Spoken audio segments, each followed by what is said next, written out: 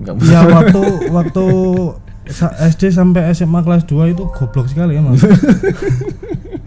Apa itu nyegat truk itu, nebeng truk itu untuk nonton konser aja di Jogja, sampai apa itu ambil puntung rokok di jalan gitu. Hah? Terus dirokok gitu? Iya. Sampai seperti itu. Kerja kok bisa sambil jualan? Jualanmu kapan, kerjamu kapan gitu? Apa barengan? Saya kan diproduksi itu. Ya habis ngerjain balas chat gitu. Oh gitu. Setelah nikah itu baru ngutang. Baru dapat warisan. Warisan utang. Warisan utang. Oh. Seperti itu. Setelah 1 bulan keluar semuanya, kebongkar semuanya. Oh. Ternyata warisannya banyak banget. Warisan utang ya? Iya. Bisa lunasin utang seperti itu. Lunas utangmu sini? Iya lunas. Oke. Itu dalam jangka waktu 1 tahun. 1,5 tahun udah beli rumah juga. Oh gitu. Iya. Iya. Dari setelah ikut itu Baleomo. Gitu ya. Iya.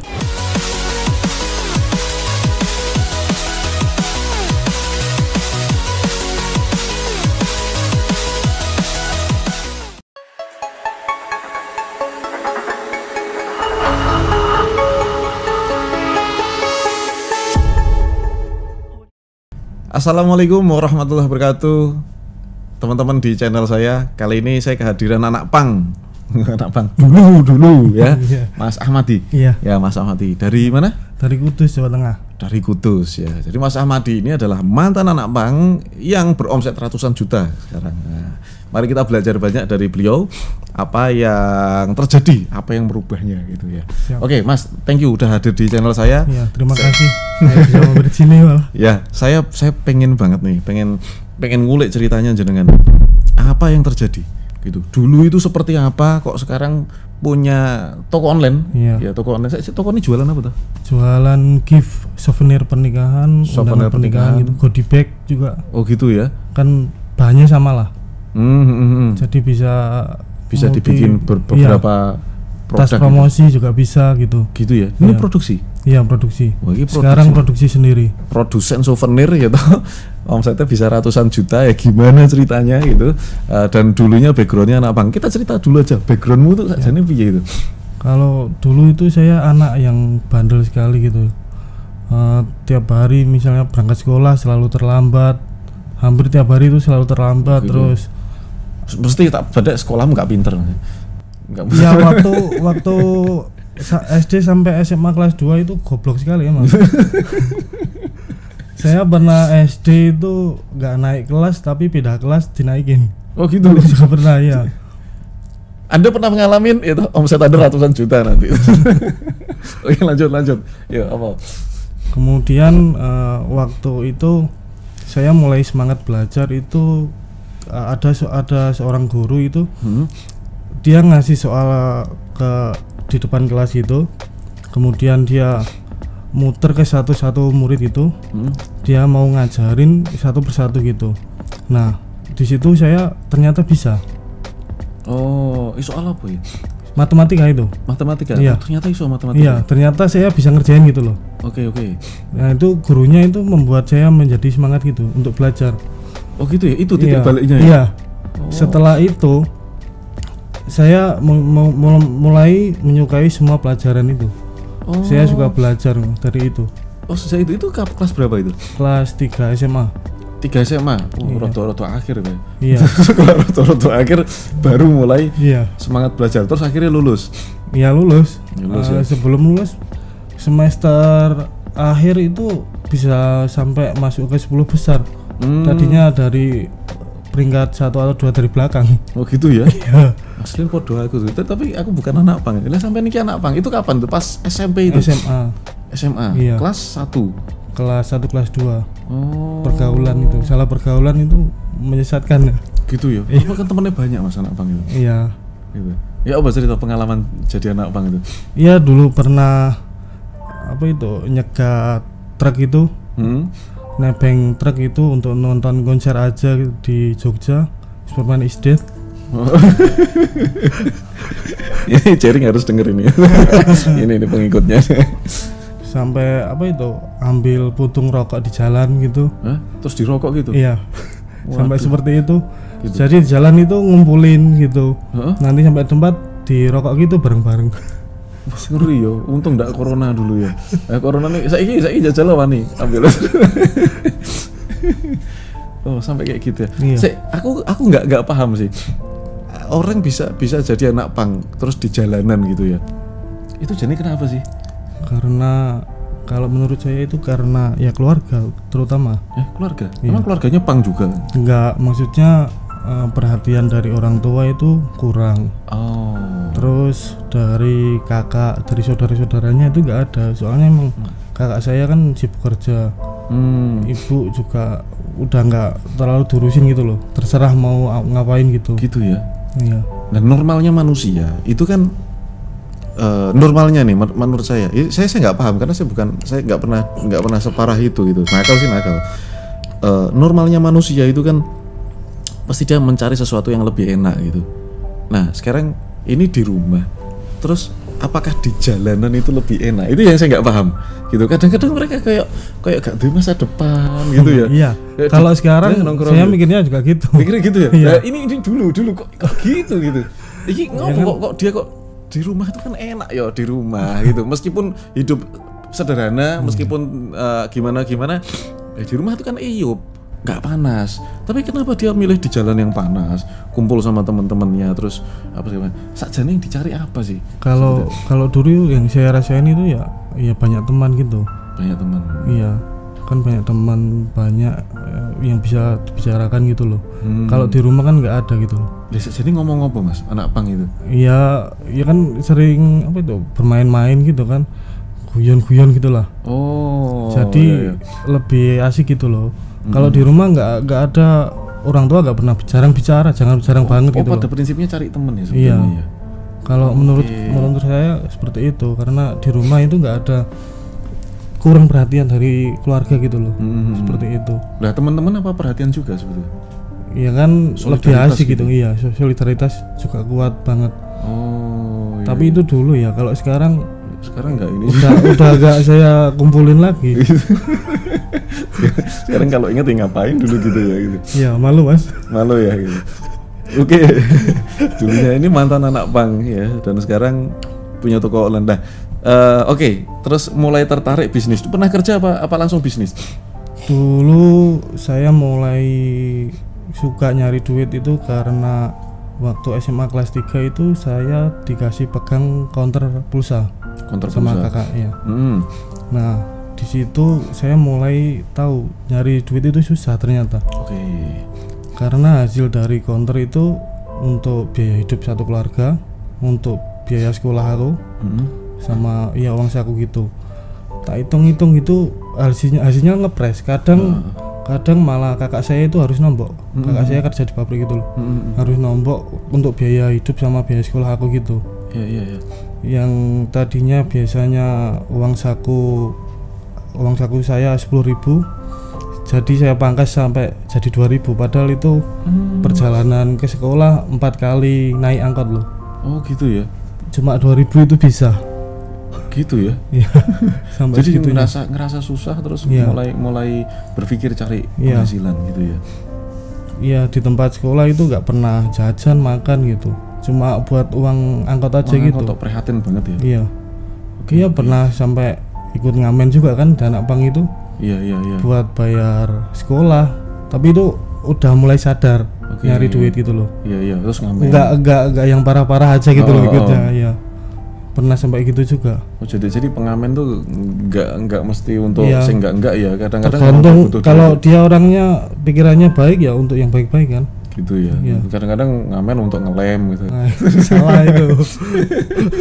Kan Rusak. ada juga yang gitu. Terus sekarang kan baru viral tuh pada ngelem gitu.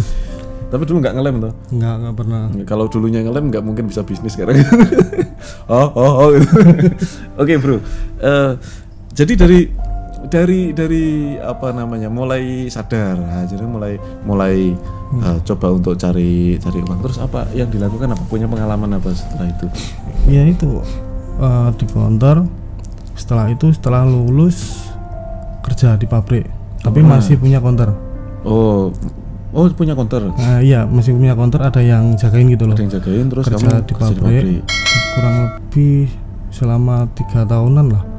Tapi itu counternya tutup hampir setahun setelah kerja di pabrik itu. Oh. Minus hasilnya. Minus ya, nggak terkontrol juga. Karena itu juga pengalaman pertama, karyawan yang jaga itu ruwet.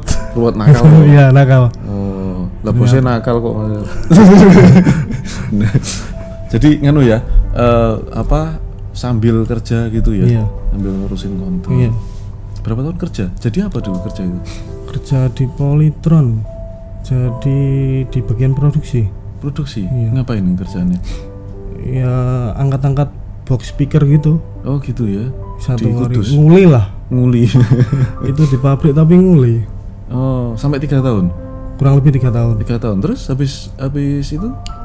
Ya itu udah mulai juga jualan online. Dari SMA udah belajar itu. Dari kan pegang konter itu main laptop gitu kan, main komputer gitu loh. Nah itu juga udah mulai jualan di Kaskus, toko bagus juga gitu. Oh zamannya itu ya? Udah dari dulu gitu. Oh. Udah dari SMA lah. Dari SMA mulai SMA kelas 3 jualan. kan. Tapi dulu modelnya apa? COD gitu ya? Kalau dulu sama sih dikirim. Dikirim juga ya? Tapi zaman dulu itu nggak ada BBM, pakai telepon aja udah bisa ya. Gitu ya? Iya. Oke. Tiap malam mampir ke warnet. Oh malah dari warnet ya? Iya. Warnet, iklan di Blogspot udah bisa kalau zaman dulu ya. Iya. Kalau zaman sekarang Nggak laku. Nggak laku. berat Ya. banget. Itu ya sama yang dijual? Souvenir juga apa? Enggak, kalau zaman dulu pertama main itu jam tangan. Oh jam tangan. Tapi nggak laku banget sih. Sehari paling 1-3 gitu. Ya tapi ada yang beli kan? Iya. Mulai ada pemasukan itu. Terus berlanjut, akhirnya sampai pasar yang saya kulak gitu, yang beli jam tangan itu kebakaran. Oh. Ya, akhirnya udah nggak jualan itu lagi. Nggak jualan jam tangan gara-gara kebakaran. Iya. Iya. Terus di pabrik juga itu jualan juga. Jualan apa? Jualan online itu. Oh. Setelah jam tangan terus mulai jualan souvenir, jadi reseller itu. Souvenir gitu. Kamu baginya waktu gimana sambil kerja kok bisa Iya. jualan gitu? Kerja kok bisa sambil jualan? Jualanmu kapan? Kerjamu kapan gitu? Apa barengan? Saya kan diproduksi itu. Ya habis ngerjain balas chat gitu. Oh gitu? Saya di pabrik itu dipecat Oh gitu. karena sering main HP. Berangkat itu juga sering terlambat. Kalau di pabrik kan terlambat 1 menit dianggap terlambat kan. Iya. Nah gitu. Tiap malam itu ya itu lembur. Oh. Iklan-iklan gitu. Ya kerja keras ya sama ini. Iya. Jadi udah kerja, tetap ngeladeni customer di chat gitu. Iya. Oke. Dikeluarin dari pabrik karena itu alasannya. Emang tiap hari main HP gitu. Iya. Itu kan saya ngelapor supervisor ya. Ya, emang udah kelihatan lah. Oh iya kan absen. Nggak ya? bisa nutupin kan. Iya. Karena emang chatnya ya lumayan banyak gitu loh. Produknya custom juga kan. Butuh desain. Chatnya kan juga banyak gitu. Oke, itu dulu reselleran ya? Mainnya reseller ya? Pertama reseller. Nah itu belinya di mana? Belinya di Kudus juga? Di Kudus juga, iya. Oh. Ada itu. Jualin dulu punya orang, Iya. terus rame. Lah itu titik baliknya sampai kok produksi sendiri. Itu kapan itu? Setelah dari pabrik, saya dipecat itu cuma punya tabungan emas buat nikahan. Oke. Sama uang 3 juta aja. Nah 3 juta itu yang 2,5 juta buat produksi goodie bag tadi. 500.000 buat usaha sablon. 500.000 untuk sablon. Iya. Saya pertama kali usaha itu usaha sablon malah. Oke. Tapi reseller masih. Produksi masih kecil gitu loh. Ya, tapi ya, masih besar resellernya. Iya. Ya, usaha sablon. Yang di sablon yang saya jualin itu reseller. Kan produk souvenir undangan ada sablonnya kan. Nah, saya punya usaha sablon itu. Buka usaha sablon itu. Terus di situ mulai karyawan 1. Oh gitu. Dari 1 itu. Dari 1 itu sampai akhirnya saya mikir gimana caranya biar usaha sablon saya lebih ramai lagi gitu loh. Karyawan lebih banyak lagi. Ya. Akhirnya terjun di penjualan total. Masih reseller Oke. Tapi sablon karyawan saya banyakin. Terus apa itu? Jualan saya kencengin lagi. Saya lebih fokus ke marketing. Oh, gitu. Ya. Sampai orderan mencapai 2000 per hari lah. Oh gitu. Iya. Sampai 2000. Oh ya karena souvenir pernikahan ya. Iya. Souvenir kan nganunya kan satu orang belinya banyak. Iya. Sebetulnya pada saat jualan ada nggak sih kendala-kendalanya gitu? Kesulitan ya, kalau kesulitan menurutku ya bersaing dengan kompetitor itu. Bersaing sama kompetitor. Iya. Gimana produknya bisa menjadi winning produk gitu loh. Oke. Di kategori produk tersebut. Oh, itu emang sulit banget. Gitu ya. Iya. Sing mau lakukan apa? Ya memperbaiki produk, desain foto juga, Desain foto. sama memperbaiki produk, kelebihan produknya gitu. Yang nggak ada di kompetitor, saya kasih gitu. Apa contohnya itu? Contohnya misalnya di kompetitor nggak bisa dikasih karikatur. Oke. Saya bisa kasih karikatur. Oke. Mau desain apa aja pokoknya bisa gitu loh. Oh gitu ya. Iya, request desain apa aja bisa. Oh. Seperti itu. Misalnya seperti itu. Dari pengalaman ini kan banyak permintaan gitu ya. Terus sebetulnya apa sih kalau aku bilang karakteristik dari jualan souvenir? Itu karakteristiknya yang khas tuh gimana? Beda nggak sih sama jualan-jualan yang lainnya gitu? Ya yang kalau itu kan produk custom itu. Custom ya? Iya, custom. Yang agak susah, agak berat itu di situ. Custom ya? Padahal ini kan marketplace. Iya. Sampai di marketplace. Terus Custom. gimana itu? Itu by chat gitu? Kalau Iya. custom gitu? Pembeli chat ke marketplace, lalu saya tarik WA. Oh gitu. Biar juga bisa jadi database saya kan, untuk nanti jualan apa lagi gitu. Kita nggak boleh ya di marketplace ya? Boleh, kalau boleh di Shopee masih bisa. Di Tokopedia Bukalapak tinggal diatur lah, diganti O gitu. Oh gitu ya, gitu. Angka 0 diganti O misalnya gitu. Oh jadi karena custom ya banyak yang masuk lewat situ trafficnya terus Iya. jenengan nganu ke WA. Iya, WA diproses nanti kirim desain via WA itu desain jadi saya kirim lagi gitu. Sampai desainnya deal baru order via marketplace. Oke. Gitu. Nah, sampean di Kudus itu yang beli itu orang mana aja? Yang sudah pernah Orang kirim? seluruh Indonesia. Seluruh Indonesia. Sampai mana aja sebenarnya? Iya, seluruh Indonesia, Mas. sampai luar pulau juga pada beli? Iya, semuanya sampai Papua. Oh iya. Sampai mana aja, Aceh juga ada gitu. Gitu ya. Semuanya ada gitu. Jadi berarti kalau di marketplace sebenarnya setiap hari ada yang order. Iya. Tiap hari rame. Nah, kemarin kan jenengan belajar itu kapan tuh? Belajar sama Balio Mall, sama Arif, sama Mas Arif sama Mas Apian ya. Itu tadi kan setelah usaha sablon mulai jalan, ya. Reseller juga mulai jalan. Setelah itu saya menikah. Nikah. Nah, Souvenir gak dewe? belum. Itu masih setelah menikah. Oh gitu ya. Setelah itu saya menikah.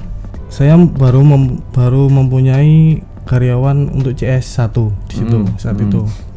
Nah, nikah itu nggak ada utang, pakai uang pribadi.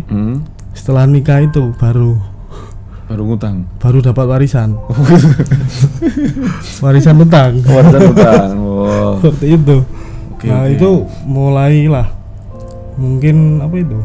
Menyedihkan yang kedua kalinya gitu. Oh gitu ya. Nah, di situ belum ada 1 minggu udah dapat telepon butuh dana 25 juta gitu. Kan belum kerja itu, belum ada 1 minggu udah dapat telepon seperti itu buat bayar resepsi yang ada di pihak sana gitu loh. Oh iya.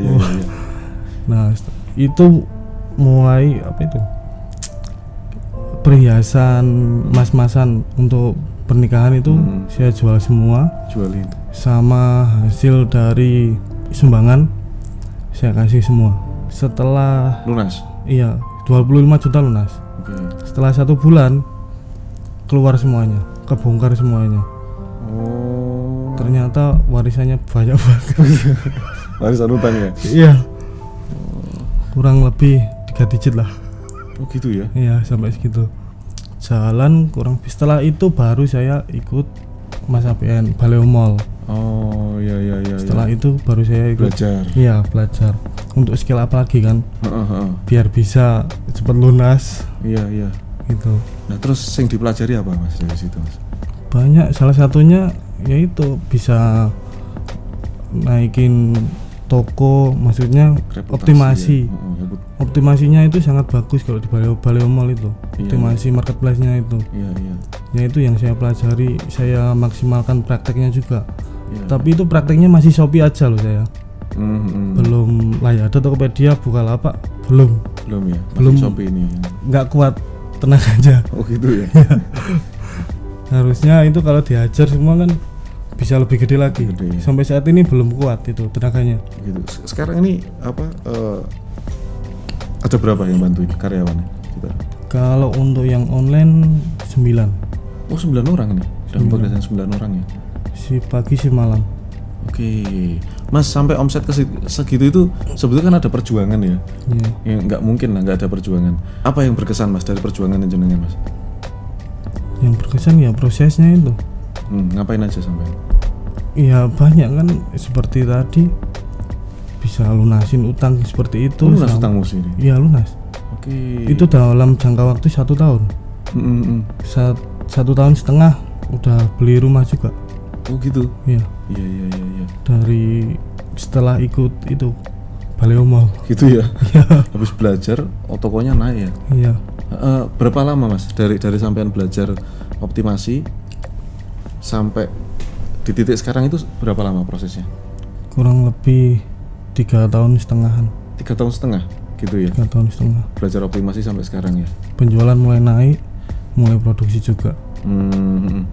Oke, sekarang gini. Ini kan teman-teman kan pada pengen belajar. Gimana caranya saya bisa punya toko online dan menghasilkan sesuatu yang bagus. Nah, apa resep dari jenengan? Ikut Baleo Mall aja. Simpel. Ikut belajar di Baleo Mall. Iso aja sampean iki. Di situ banyak mentor, banyak ilmunya. Sajane yang paling favorit apa sih Mas? Kan dari materi-materinya itu. Optimasinya itu paling, menurutku paling nendang banget gitu loh. Gitu ya. Iya. Itu optimasinya kalau dipraktekin benar-benar, ya emang itu kan optimasi sangat penting kan. Kuncinya itu ya. Iya. Oke, saudara sekalian, demikian kisah Mas Ahmadi, mantan pang anak jalanan yang sekarang punya omset ratusan juta dari bisnis souvenir di marketplace.